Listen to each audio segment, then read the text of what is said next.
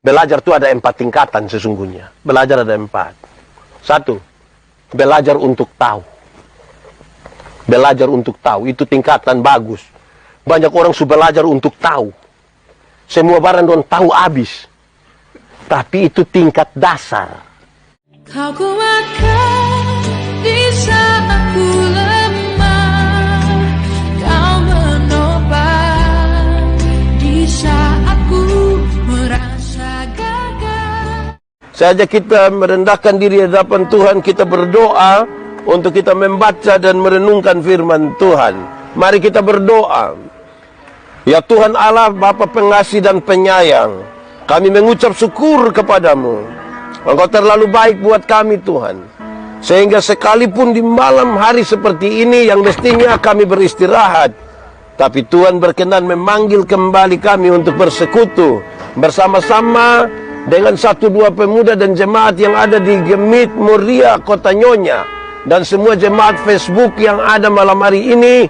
Kami datang kepada Tuhan. Kami mohon Tuhan, kuatkan dan teguhkan iman kami, supaya waktu di mana kami akan belajar dari firman Tuhan, kami semua dimampukan bukan saja untuk mengerti firman Tuhan, tapi lebih dari itu kami dimampukan menjadi pelaku-pelaku firman-Mu.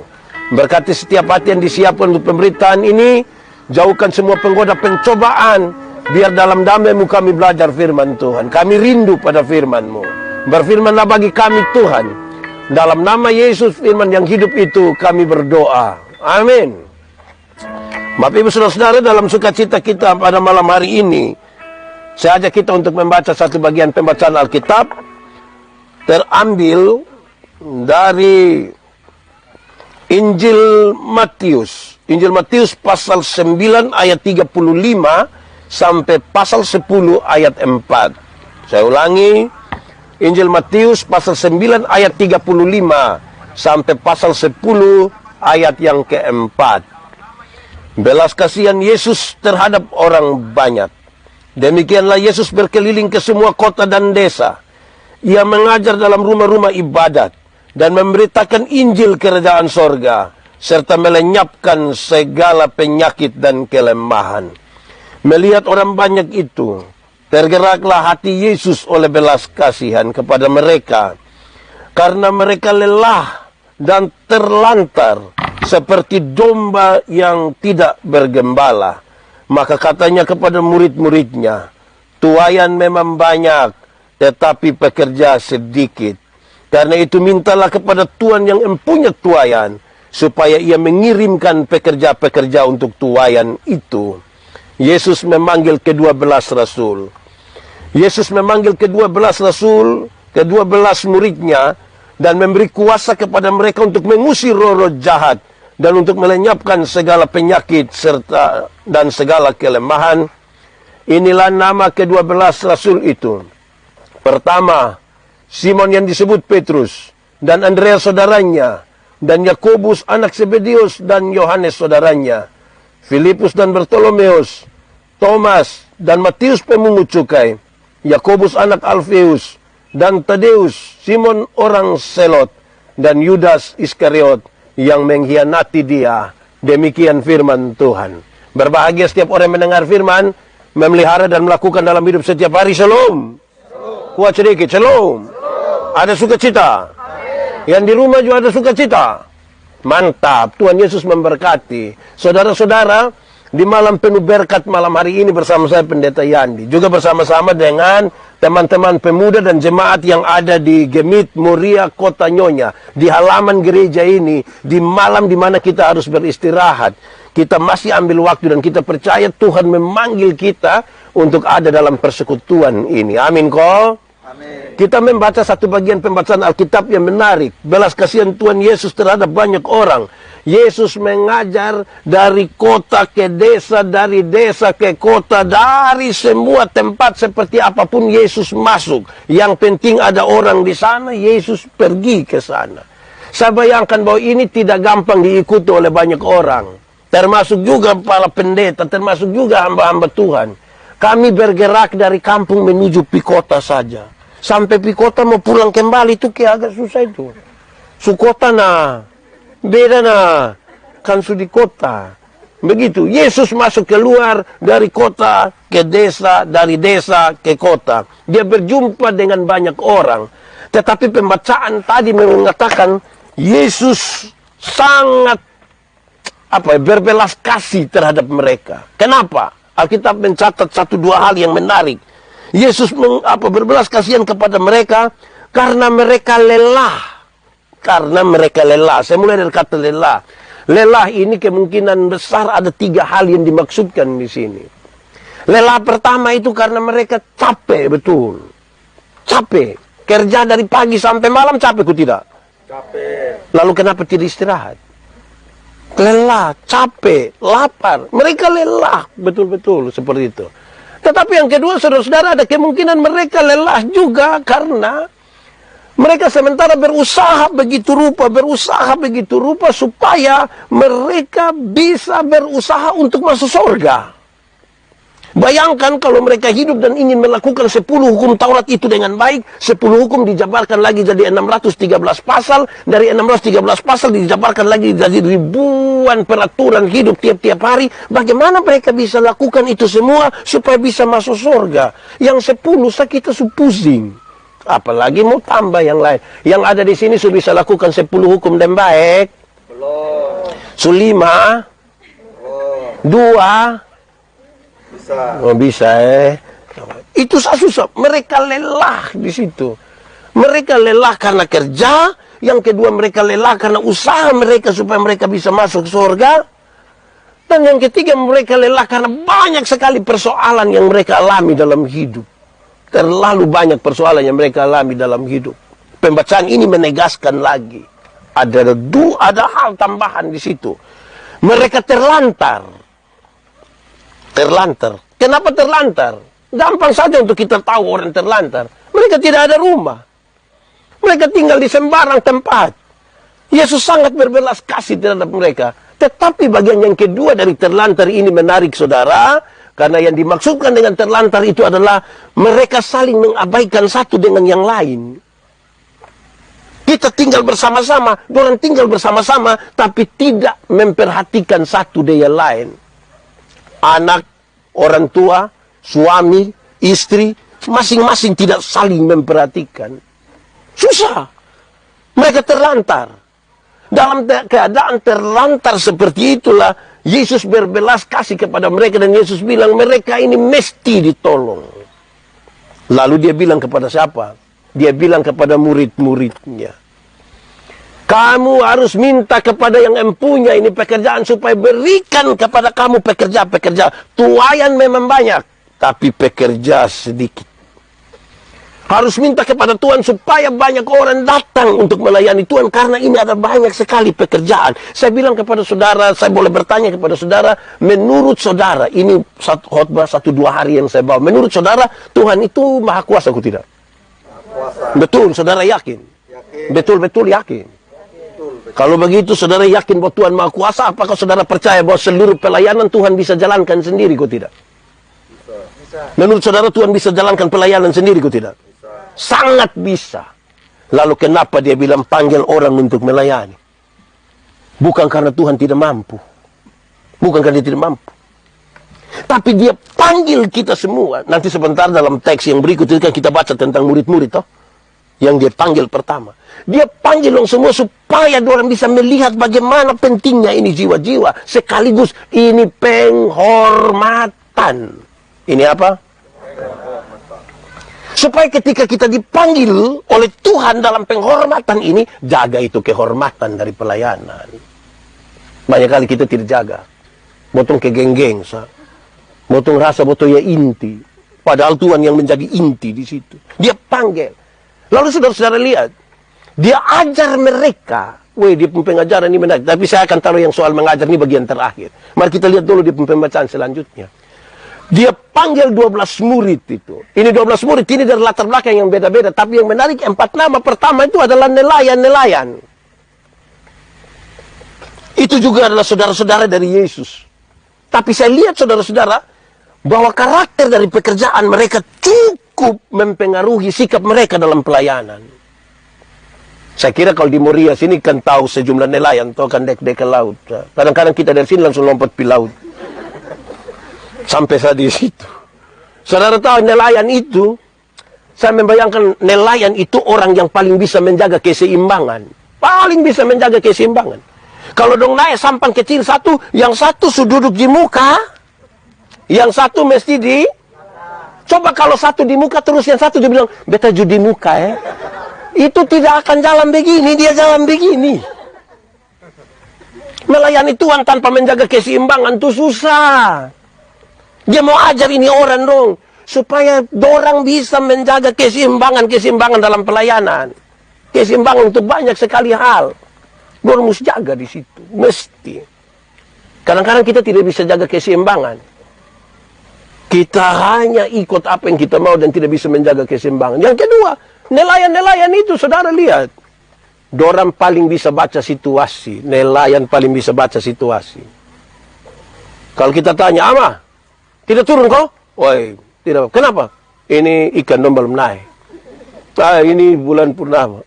Ini begini, ini begitu. Nelayan itu. Dia paling bisa baca situasi. Peka terhadap keadaan. Mau melayani Tuhan tanpa kepekaan itu susah. Banyak kali kita melayani, kita berkhotbah, tapi kita tidak peka. Khotbah 14 jam, ke orang main bilang, dia tetap, dia khotbah. Wih, mesti peka sedikit. Kalau orang sampai 5 jam, kau suruh begini. Kakak, berhenti sudah kok. Peka sedikit. Butuh sedikit kepekaan. Amin kok. Amin.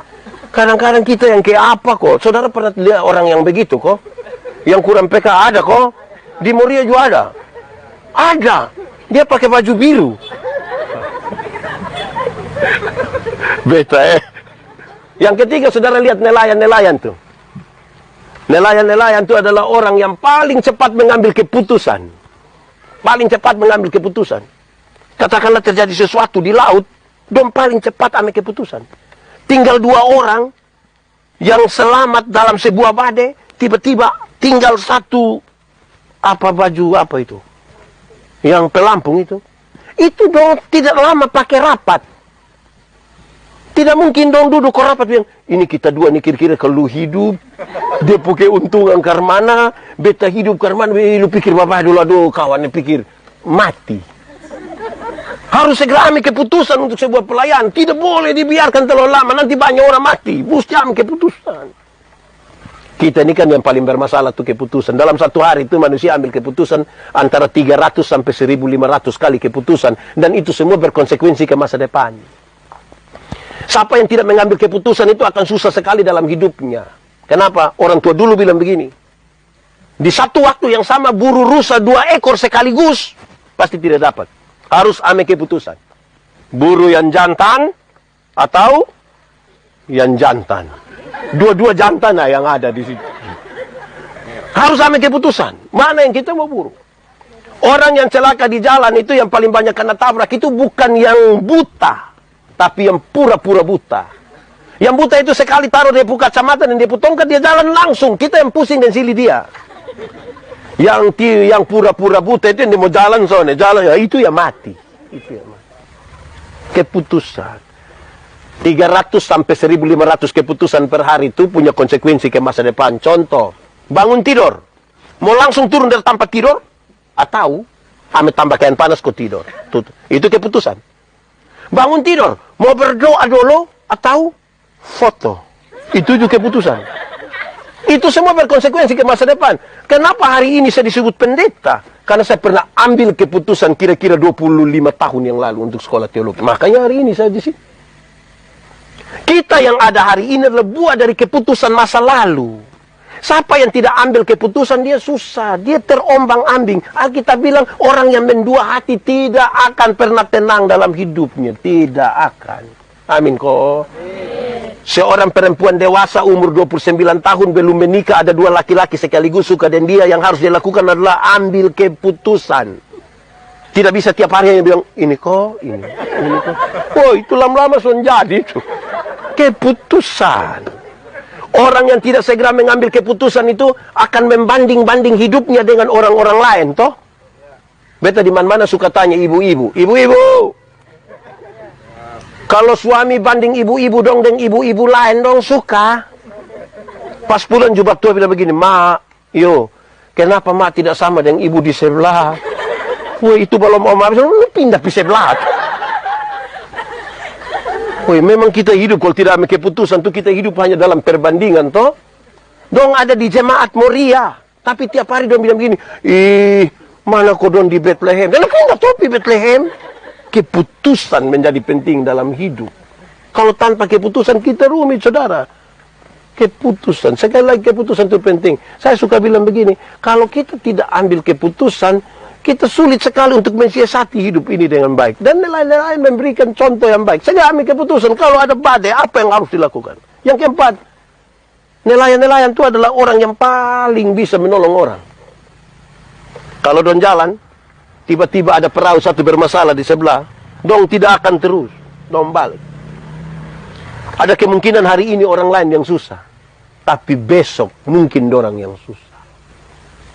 Hidup dalam sebuah kesatuan itu mau senang-senang sama-sama, mau susah, susah sama-sama. Tuhan Yesus panggil ini murid-murid untuk apa? Yang menarik di sini adalah ketika Yesus menyebut mereka murid, bukan siswa. Biasa disebut murid Tuhan Yesus atau siswa Tuhan Yesus? Murid atau siswa? Atau anak didik? Menurut saudara murid dengan siswa ada beda kosone? Murid dengan siswa ada beda kok tidak? Beda kok tidak? Beda, kok di pun tulisan saya beda. Beda nah. Tapi saya ingin sampaikan begini, dalam konteks kita di Indonesia, memang murid dan siswa itu hal yang beda. Siswa berkaitan dengan sebuah sekolah yang formal saja. Habis sekolah dapat ijazah, lanjut atau tidak, itu keputusan daripada kita. Tapi murid sangat berkaitan dengan seseorang yang belajar dari seseorang yang menjadi tokoh bagi dia. Sifat-sifatnya, cara-caranya itu akan menjadi bagian dari orang-orang yang belajar sesuatu daripadanya. Amin kok? Jadi kalau kita mengaku percaya kepada Tuhan, mestinya kita belajar sifat-sifat Tuhan itu untuk ada pada kita. Tuhan memanggil mereka dan sekarang Tuhan mulai mengajar mereka banyak sekali hal karena mereka akan pergi dan menolong sejumlah orang. Nanti bagian terakhir baru saya bicara tentang apa yang harus mereka kerjakan. Tapi belajar itu penting, saudara. Saya mendefinisikan belajar ialah perubahan tingkah laku dari tidak tahu menjadi tahu, dari tidak bisa menjadi bisa. Simon Petrus kalau dipanggil, "Hei Simon, pergi kau pancing ikan," tanpa suruh dia pergi sendiri. Kok dia memang tiap hari hidup di situ. Tetapi kalau panggil dia, engkau harus menjadi penjala manusia, dia butuh cinta yang baru terhadap itu pekerjaan, dia butuh belajar. Adaptasi. Dia butuh untuk tahu sejumlah hal di situ. Saudara, belajar. Belajar itu ada 4 tingkatan sesungguhnya. Belajar ada 4. 1, belajar untuk tahu. Belajar untuk tahu, itu tingkatan bagus. Banyak orang sudah belajar untuk tahu. Semua barang don tahu habis. Tapi itu tingkat dasar. Banyak orang yang sudah tahu, belajar dan tahu banyak sekali hal. Tetapi itu tingkat yang paling dasar. Sebentar kita bisa ukur, kita di bagian mana. Tapi yang kedua, belajar untuk tahu dan melakukan. Nah, ini mulai repot ini. Banyak orang belajar untuk tahu kalau dia ada 100 orang, ketika dia tahu dan melakukan, biasa dari 100 dia turun pilih 10. Ada banyak orang tahu, tapi melakukan ya, belum tentu. Banyak orang Kristen tahu semua. Kita omong sedikit dia langsung kutip ayat Alkitab. Tapi melakukan, belum tentu. Berulang-ulang kali beta bilang. Ketika mengajar ilmu homiletika don tanya, "Pak Pendeta, khotbah yang baik itu yang karmana?" Beta lupa maksud. Khotbah yang baik itu tulis, kok tidak tulis berapi-api atau berair-air. Betul tidak. Khotbah yang baik itu bukan soal tulis atau tidak tulis, bukan soal berapi-api atau berair-air. Khotbah yang baik itu ialah omong karmana. Apa? Omong karmana, bikin begitu. Jangan omong lain. Belajar untuk tahu dan melakukan. Ini tingkat kedua. Tahu, melakukan. Supaya apa yang kita omong, itu juga yang kita kerjakan. Ada orang yang parah. Bukan saat dia omong apa, lakukan lain. Ada orang yang bahkan pikir lain, omong lain, bikin lain. Hasilnya kelainan. Jadi kalau saudara ketemu orang kelainan itu kan tidak sambung antara yang di sini dan perilaku. Itu tingkat kedua. Tingkat pertama tadi apa? Belajar untuk tahu. Belajar untuk tahu ini kan sekedar jadi pintar toh. Nah, untuk pintar itu selalu ada batas. Di dunia ini kalau orang sebut pintar pasti ada batas. Sekolah makin tinggi, makin sadar bahwa itu terbatas. Orang kalau menuju ke dokter misalnya begitu, kan dia menyerutut satu hal.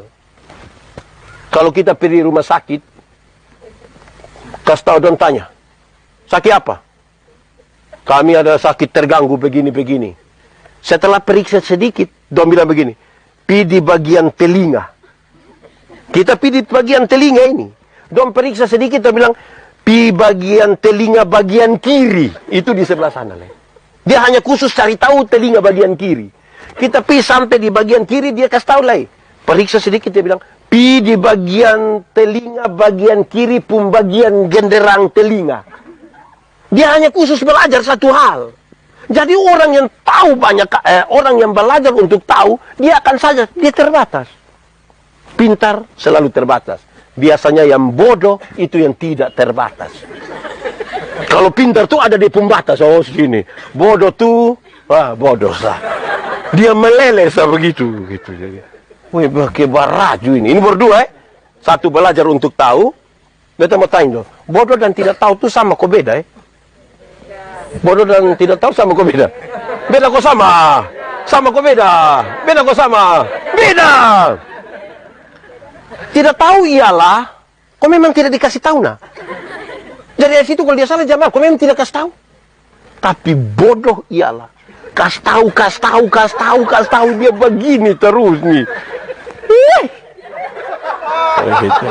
Kedua, tingkatan pertama belajar untuk, tingkatan kedua belajar untuk tahu, dan yang ketiga, yang lebih tinggi, belajar untuk tahu, untuk bisa melakukan, dan sekaligus bisa hidup bersama dengan orang lain. Itu hebat. Su tahu lain, bisa lakukan lain, bisa gabung dengan orang lain. Karena ada banyak orang bikin diri eksklusif.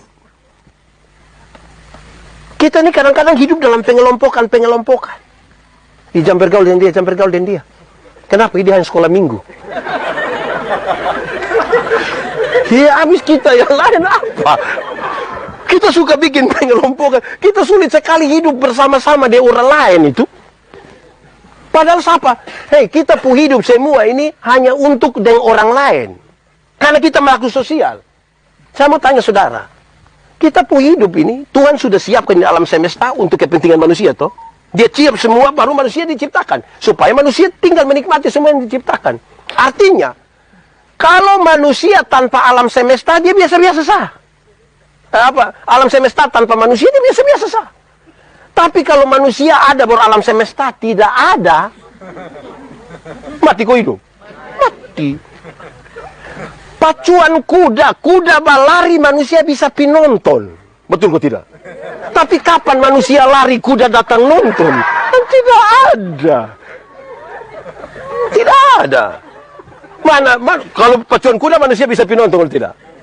Kapan kalau manusia lari juga kuda bilang, "Woi." Manusia dong ada pelari di sini. Wah, kan tidak ada. Iya. Ikan paus terdampar di mana? Nomor saya. Manusia bisa pinonton. Tapi kapan manusia mati?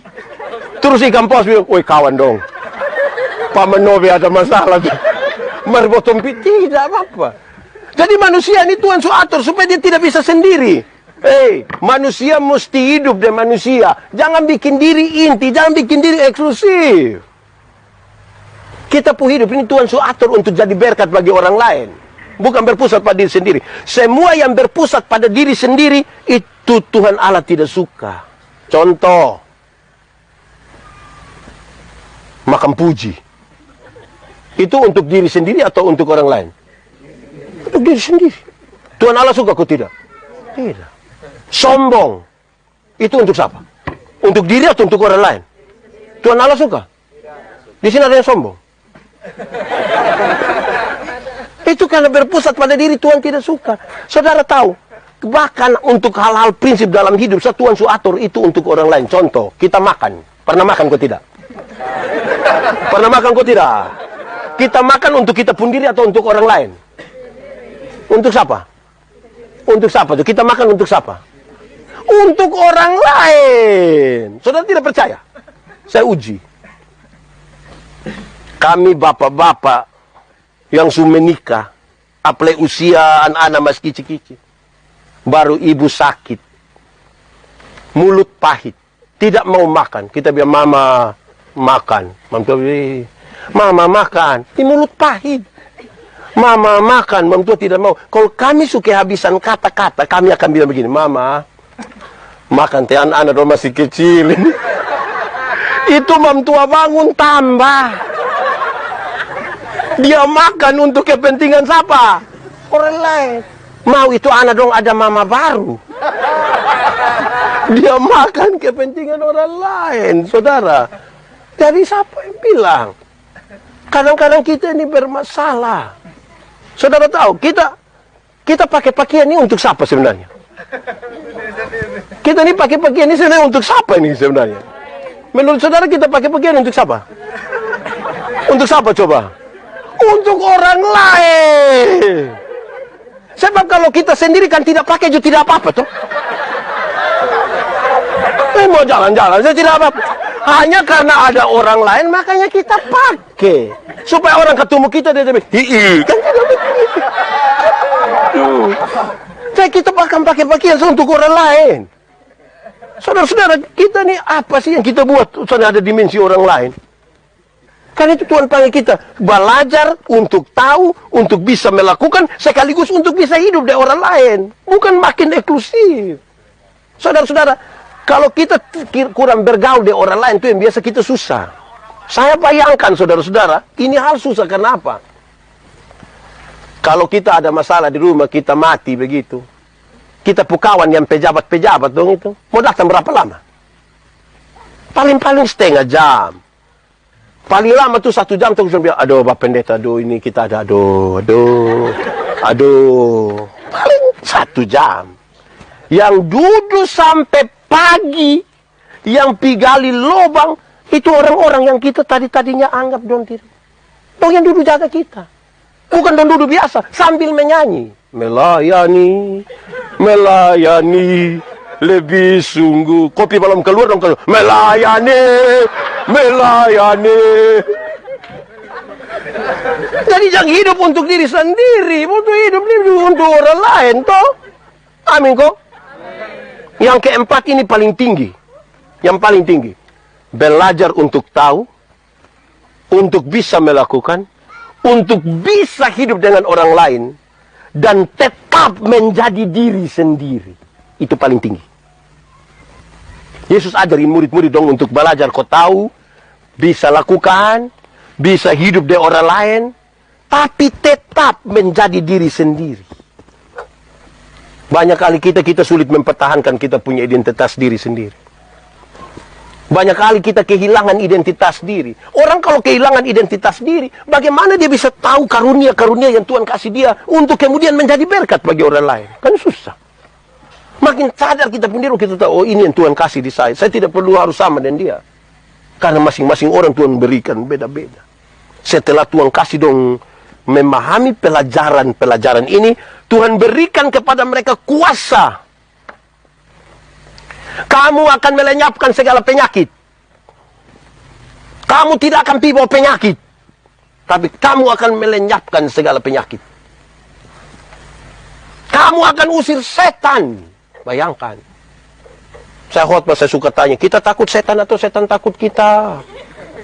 Boleh jawab, kita takut setan atau setan takut kita? Atau kita dan setan bakas takut?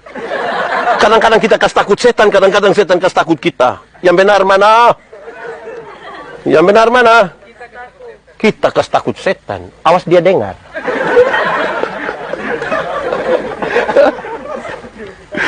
Saudara-saudara, Tuhan mau pakai orang. Woi bosom pergi. Tapi pergilah dengan belas kasihan. Pergilah dengan belas kasihan. Kadang-kadang kita menolong orang tapi tidak dengan belas kasihan. Kadang-kadang kita tolong orang tapi tidak belas kasihan. Ada yang dia tolong orang itu untuk tolong kembali dia pun diri. Nanti singgah di rumah kok ambil itu buah dong ambil. Yang di kulkas ambil. Padahal yang dia maksud, ambil kok kalau busuk nah di lupu rumah, jangan di sapu rumah. Jadi dia mau kas pindah daripada kok kotor di rumah lebih kas pindah. Ini tolong karena kalau mau tolong. Bukan kas pindah bebander kita pisah belah. Itu ke karmana kuang. Kadang-kadang kita tolong orang tanpa belas kasihan. Padahal Yesus ajar kita, kalau mau tolong orang, tolonglah dengan berbelas kasih. Karena Yesus penuh dengan belas kasihan. Dia selalu peduli dengan orang lain. Wih, Tuhan peduli dengan kita, bahwa kita pun saling tidak peduli. Ini anak-anak muda dong, itu satu. Perkembangan zaman bikin dong ini kok kalau dong sepakai memang itu headset itu. Dulu deh orang tua dong rasa tidak ada orang tua. Dong sama kayak baru lari dari rumah sakit. Bawa ini selang infus dong tertempel di sini semua. Bosan kira bosan nanti hidup sendiri. Woi, Tuhan ini atur kok bagaimana kita bisa jadi berkat di orang lain, hidup bersama-sama di orang lain, tapi tetap menjadi diri sendiri. Selama kita tidak menjadi diri sendiri, kita akan sibuk di orang lain. Kita akan jadi sibuk di orang lain. Saudara-saudara, ini yang menarik dari ini murid-murid ini adalah ada dua nama yang disebutkan di situ. Satu, Lewi pemungut cukai. Dan yang kedua, Simon orang Selot. Ini dua nama menarik di antara para murid. Kenapa? Ini orang suku Lewi, tapi dia pemungut cukai. Bagaimana kisah seorang pemungut cukai? Pemerintah Romawi takser satu tempat punya pendapatan. Setelah takser habis, dong lelang itu jabatan. Siapa mau jadi pemungut cukai? Dia boleh ambil hasil dari situ, dia makan dari situ, baru dia kirim kasih pemerintah Romawi. Orang-orang tertindas dari itu pekerjaan.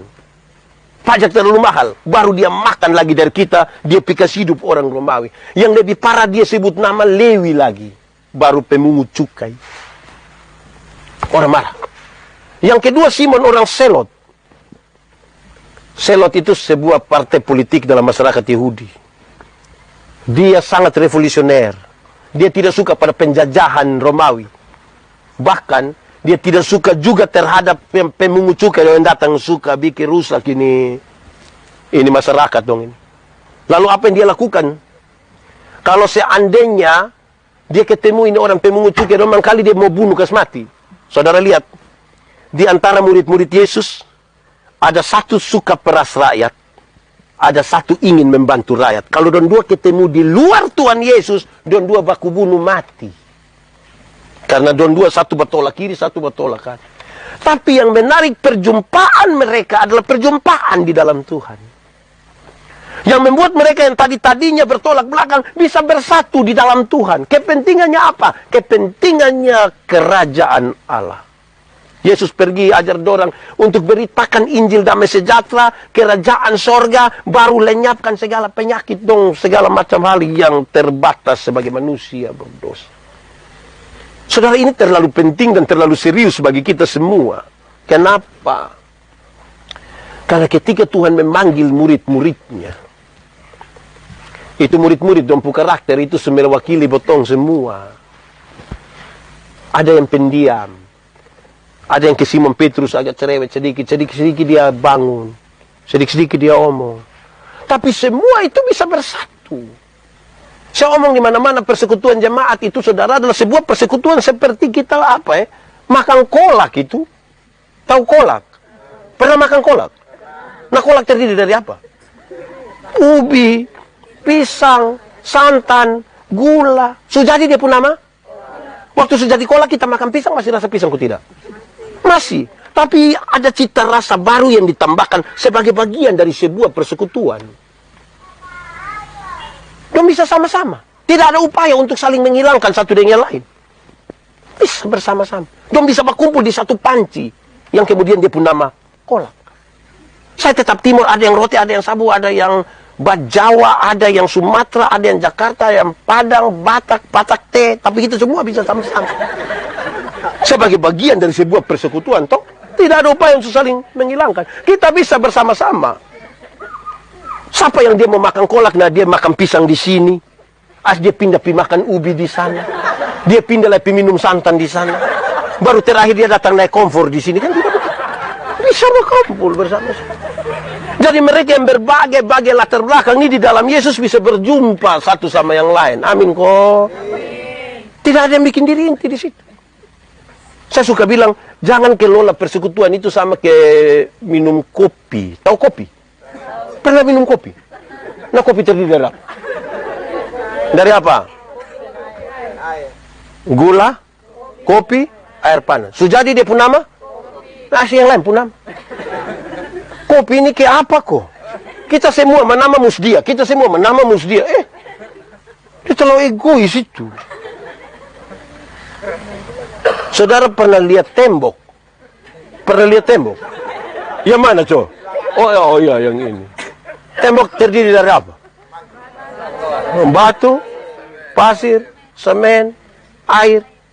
Kalau dia sudah jadi putih begini nih, pasir kelihatan. Nah, kalau dia tidak kelihatan, nah kita sepakat garubuan dia pun pasir. Bisa. Dalam sebuah kebersamaan kita mungkin tidak kelihatan, tapi bukan berarti kita tidak penting. Dalam sebuah kebersamaan kita mungkin kelihatan, karena pada besar. Tapi bukan berarti orang lain tidak penting dalam hidup ini. Murid-murid itu tidak ada satupun yang bisa bikin diri inti di situ. Semua menjadi sama di hadapan Tuhan Allah untuk satu kepentingan. Kepentingan kerajaan sorga yang mau kita taruh di situ. Tanda-tanda kerajaan sorga itu harus nyata di tempat di mana kita berada. Tuhan mau supaya ini jiwa-jiwa yang terlantar orang ditolong. Tadi saudara lihat 3 kelelahan pertama yang saya bilang. Mereka lelah secara fisik. Mereka lelah karena masalah yang mereka hadapi. Yang ketiga, mereka lelah karena berusaha semampu mereka untuk melakukan hukum Taurat supaya bisa masuk surga. Mana bisa jadi? Yesus mempikas tahu sendong tentang Injil damai sejahtera. Bahwa kamu kalau nanti kemudian diselamatkan, bukan karena kamu, tetapi karena kasih karunia dari Tuhan bagi kita. Amin kok? Amin. Nah, waktu kasih karunia Tuhan kita sudah terima, itulah kita mau beribadah, kita mau berbagi. Saudara-saudara, orang yang menikmati kasih karunia Tuhan, dia tidak akan pernah bertingkah dengan Tuhan. Tuhan ketika memanggil dia untuk melayani, dia akan dengar suara Tuhan. Kadang-kadang kita pun telinga ini sulit untuk dengar suara Tuhan. Saya berkhotbah di pedalaman timur, saya kasih tahu bahwa kita ini kenal 2 bunyi gong. Ada gong pertama dia pun bunyi bilang begini. Orang timur TTS sebut sene. Bunyi gong yang pertama bilang begini. Teng, teng, teng. Teng, teng, teng. Itu bunyi apa? Lonceng gereja. Waktu dengar bunyi lonceng gereja, banyak suami bisa bilang di depan istri bilang, Mama, om now kita. Lupikas kita. Tapi ada bunyi gong kedua, ini dia pun tempo lebih cepat. Titu. Itu bunyi gong apa? Pesta. Waktu dengar bunyi gong pesta, suami-suami yang tadi bilang Mama home now kid, sekarang dia ganti Mama home pau kid. Lu tunggu kok saya mti. Itu besok baru dia pulang. Skuku, Babu, Revo. Di kota Nyonya juga ada. Nafam apa juga? Wih, saudara bayangkan betapa indahnya kalau kita dekat dengan Tuhan itu toh. Tidak akan ada orang bertingkah dengan Tuhan. Kadang-kadang saya merasa bahwa kami pendeta, penatua, diaken ini, kalau satu minggu ada pelayanan, Minggu, Senin, Rabu, Jumat. Senin, menobe pimpin. Jumat, menobe. Rabu, menobe. Don bilang, sana ada orang lain naik, beta sah. Di ini gereja beta sah semua. Hai. Kikar mana? Di sini juga ada. Dia majelis ko jemaat. Nanti kan kita terbiasa dengan tidak memberi diri. Akhirnya ketika ada orang mau, kita akan makan puji. Padahal ini orang ini mau memberi diri. Kenapa? Karena kita pun mental ini mental tunjuk orang. Kita pun mental ini bukan mental memberi diri, mental tunjuk orang. Tidak percaya? Kakak, sebentar kakak doa tutup Iya nanti bapak dah. Kita iya tapi kita serahkan. Jadi kita pun mental baku tunjuk ini, aduh berat. Wih, Tuhan Yesus terlalu luar biasa. Pekerjaan yang luar biasa itu dia panggil untuk pakai kita ini. Kalau kita tidak setia kepada dia, bagaimana kita bisa jalankan apa yang dia mau? Saudara-saudara, saya suka bilang di mana-mana, bahkan soal khotbah sekalipun. Kegagalan kita berkhotbah adalah kita terlalu banyak mempersiapkan kata-kata, ilustrasi, sampai kita lupa mempersiapkan diri kita sebagai saluran, selang. Ada air besar dari puncak gunung yang Tuhan mau kasih ke jemaat. Kitalah saluran, selang itu. Ini selang tidak boleh bocor-bocor. Nanti air tidak sampai. Ini selang tidak boleh tersumbat. Kalau tidak air tidak sampai di jemaat. Karena itu pastikan jangan sekedar siap kata-kata. Tapi siap kita pun diri. Sehingga pertama-tama Tuhan panggil dong harus ajar kasih dong begini dulu. Baru dong pi. Karena apa? Beberapa saat kemudian Tuhan akan membiarkan dong sendiri untuk melayani. Mereka harus tahu bahwa ini bukan sebuah pekerjaan yang gampang. Kamu akan diutus seperti apa? Domba di tengah-tengah serigala. Wih, itu ngeri. Serigala lapar dan haus akan domba. Baru domba pitaro di situ tuh. Tasala barato. Nah, kita kadang-kadang kita pemalas jadi domba, kita cuma jadi serigala. Untuk kan begitu, domba saja. Tuhan mau supaya kita hidup dengan sukacita, melayani dengan sukacita. Tadi malam saya berkhotbah tentang saksi. Saksi itu apa? Orang yang melihat, mengalami, merasakan, terus kasih tahu di orang lain. Kan dia alami, kan dia rasakan. Kalau saya pernah pi Atambua, saya pu istri tidak pernah pi Atambua. Waktu saya pulang dari Atambua, saya pu istri tanya, Bapak, Atambua ke mana? Saya bilang, sabar, Mama. Sabar, kok saya catat, Bapak, baru saya kasih tahu Mama Atambua. Memang begitu? Kan tidak begitu. Mungkin ada dalam catatan kita, tapi kan kita tahu itu. Kita akan bercerita. Hampir-hampir yang paling bermasalah bagi kita adalah kita kadang-kadang tidak percaya apa yang kita beritakan. Kita tidak meyakini apa yang kita doakan sendiri. Yang kita beritakan kita tidak percaya, kita sendiri tidak yakin yang kita doakan ini. Tapi kita berusaha kasih yakin orang lain. Wih, ini berat. Ada orang ini dia melayani dia Bapak. Saya begini su 4 periode.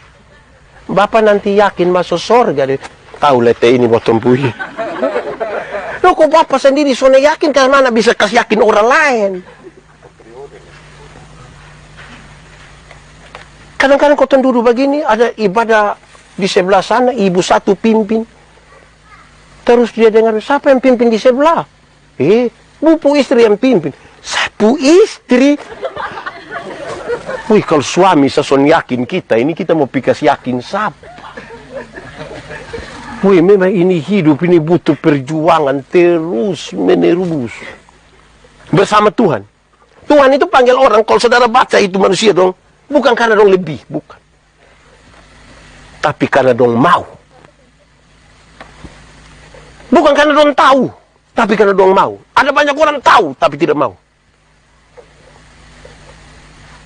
Minimal mau dulu. Terus Tuhan bikin tahu. Terus Piko kasih tahu. Paling parah tuh kalau sudah tidak tahu apa-apa, tapi bikin ke tahu-tahu. Itu paling parah. Wih, kadang-kadang kita ini melanjutkan hal-hal yang kita tidak tahu, tapi bikin ke... Itu dia pun nama saksi dusta. Yang kita baru sampai dia langsung bilang, ada dengar kosong dewa. Itu bahaya. Itu tertahu siapa yang korban lain. Tahu itu penting toh, tapi butuh tahu yang betul-betul tahu, yang memang Tuhan kasih tahu. Bagaimana kita tahu? Boy, memang harus banyak untuk duduk tenang, menyelidiki Alkitab. Minta Roh Kudus, kan Roh Kudus yang ajar kita semua hal. Bukan karena potong kelebihan. Bukan. Tapi kan Roh Kudus mau menolong kita. Saudara lihat. Tujuan utama ini harus berhasil. Saudara-saudara yang mengikuti ini, semua jemaat Facebook yang saya hormati, yang saya cintai, saya kasih dalam Tuhan Yesus. Kita juga mungkin dalam kelelahan.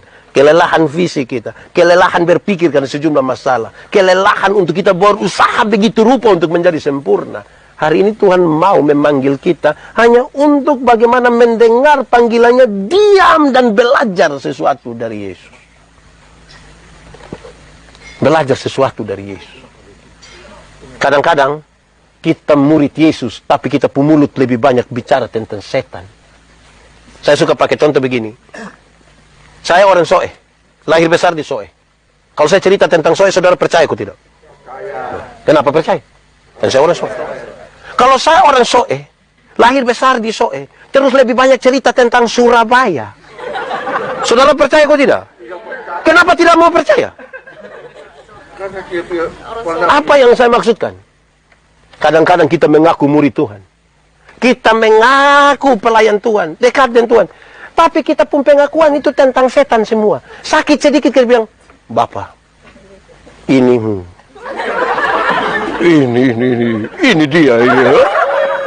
Itu guys. Lewat tengah malam kalau listrik mati, ada pohon besar kita bilang, Bapak, pohon kusambi. Ya pohon kusambi bikin apa? Mau bikin sei. Jadi kita mengaku kita pemulut ini Tuhan, tapi pengakuan kita bukan Tuhan. Sebagai pendeta ini kami jalan di mana-mana, tiba-tiba on telepon. Pendeta, yo, di mana? Jalan-jalan toh? Bapak singgah dulu. Di mana? Rumah sakit. Bikin apa? Oh ada bapak sakit, mama sakit ya. Oh saya pi. Sulari setengah mati sampai di sana, pas sampai, oke, Bapak pendeta berdoa dulu. Pas pun doa habis dengan Bapak, ini obat. Nah kalau ini obat sebegini kenapa suruh saya berdoa? Jadi mulut kita mengaku bahwa Tuhan, tapi pengakuan kita, mulut omong Tuhan, pengakuan kita di obat. Bapak ini obat. Itu hari satu hampir apa? Bapak ini dokter. Nah kalau memang dokter sudah lalu kenapa suruh saya berdoa? Mestinya orang-orang yang belajar dari Tuhan mengatakan. Mestinya. Orang-orang yang belajar dari Tuhan mengatakan. Tuhan yang Maha Kuasa yang bisa menyembuhkan itu bisa pakai apa saja, termasuk ini dokter, termasuk ini obat, termasuk ini makanan, ini makan minum, semua kamu bisa sembuh. Supaya kalau kamu sembuh, kamu percaya ini karena Tuhan mengerjakannya bagi kamu. Amin. Bukan pengakuan kita di luar. Saya suka bilang saudara-saudara, kadang-kadang kita ini aneh. Hanya orang percaya kepada Tuhan itu yang dia pernyataan hanya tentang Tuhan. Ada otot dari sini mau pisau, balik dicamplong, tinggal 2 orang yang selamat. 1 orang percaya, 1 orang tidak percaya. Yang orang percaya akan bilang, untung Tuhan saya selamat, untung Tuhan. Yang tidak percaya Tuhan yang bilang, untung tadi saya lompat cepat-cepat. Nah, jadi kita ini kadang-kadang kita mau untung siapa coba? Jadi kalau mau untung Tuhan, biarlah untung Tuhan, karena Tuhan yang panggil kita toh. Wih, kalau Tuhan panggil kita, saudara-saudara, biarlah nama Tuhan yang dipermuliakan, toh. Kadang-kadang kami merampas itu kemuliaan Allah. Orang-orang yang Tuhan panggil ini, dia yang rampas kembali kemuliaan Allah. Saya, pembinaan majelis di semua tempat, saya suka tanya banyak ibu-ibu, Mama, minta maaf Mama kerja apa? Saya di rumah sama Bapak. Oke. Minta maaf Mama tamat apa? Saya tamat SD sama Mama, saya mau ke Mama. Dari segi pendidikan, dari segi psikologi, Mama tidak pantas berdiri di muka bupati kota. Tapi kalau ada satu hari di mana Mama bisa berdiri dan harus berkhotbah dan bupati duduk di situ, karena bukan Mama, tapi Tuhan yang mengutus Mama bicara kepada dia. Otoritas yang Tuhan berikan itu yang Mama pakai untuk sampaikan, bukan karena kita. Kalau saya ajar ilmu berkhotbah, don datang tanya saya, Pak Pendeta, kami ini sekolah tidak betul, Bapak. Pak Pendeta, kami ini gugup kalau bicara di muka umum. Saya bilang, puji Tuhan. Puji Tuhan kalau kamu sudah tahu dari awal kalau kamu tuh sekolah tidak betul. Puji Tuhan. Puji Tuhan kalau kamu tahu dari awal kamu gugup. untuk berdiri di hadapan umum. Supaya apa? Supaya kamu belajar bersandar kepada Tuhan. Tapi coba bayangkan kita pilih ambil satu orang yang dia bilang, khotbah tuh kecil. Kira-kira itu dia berdoa lah kok khotbah kok tidak? Itu dia pakai berdoa lah kok tidak? Pakai kok tidak? Kok kecil. Nah, bayangkan itu. Jadi mau dulu, baru Tuhan tenggelamkan kita. Dia buka pelan-pelan, makin melayani. Maka kemuliaan Allah dinyatakan. Amin kok. Terima kasih banyak untuk semua saudara yang mengambil bagian malam hari ini. Besok malam kita jumpa lagi. Di tempat yang berbeda lagi nanti. Ini malam di Moria, saya tidak tahu besok malam di mana lagi, tapi puji Tuhan. Bersama-sama dengan tim semua, kami ajak orang beribadah. Tiap-tiap malam. Puji Tuhan kan Tuhan menyiapkan banyak sekali jiwa yang menanti-nanti. Banyak sekali jiwa menanti-nanti. Ribuan orang menanti di jam 10 malam untuk beribadah. Pada saat yang sama kita pendeta pun tidak bisa menjamin nanti 10 tahun ke depan berapa orang bisa ada lagi di dalam gereja. Berapa orang bisa kita sendiri tidak punya keyakinan untuk memastikan itu. Tetapi lewat media seperti ini, seperti malam penuh berkat ini, ada ribuan orang, mereka jiwa-jiwa yang penting, termasuk saudara semua yang ada di sini. Jangan sia-siakan itu. Karena itu lakukanlah seperti untuk Tuhan. Saya lihat tambah hari ini, kemarin kami ada di Babawi, Ibu Pendeta bilang begini, Pak Pendeta kami 800 kakak, tapi satu kebaktian belum tentu 800 orang hadir. Berarti ada jemaat yang sama sekali tidak pernah ikut beribadah. Nanti 24 Desember dan 31 Desember baru penuh sampai luar. Dan tanggal 5 Januari kita rapat penambahan bangku. Pas bangku ada, orang tidak ada. Bangku rusak, orang datang. Wih, itu memang tak lalu. Saudara-saudara, karena itu malam penuh berkat ini, saya kira biar itu menjadi bagian yang penting bagi kita semua. Kalau saudara merasa diberkati, bagi untuk saudara-saudara yang lain. Biar mereka menjadi bagian untuk kita semua. Tuhan memberkati kita. Mari kita tunduk kepala di hadapan Tuhan. Teman-teman pemuda yang memandu pujian, mari saya jemput datang ke sini.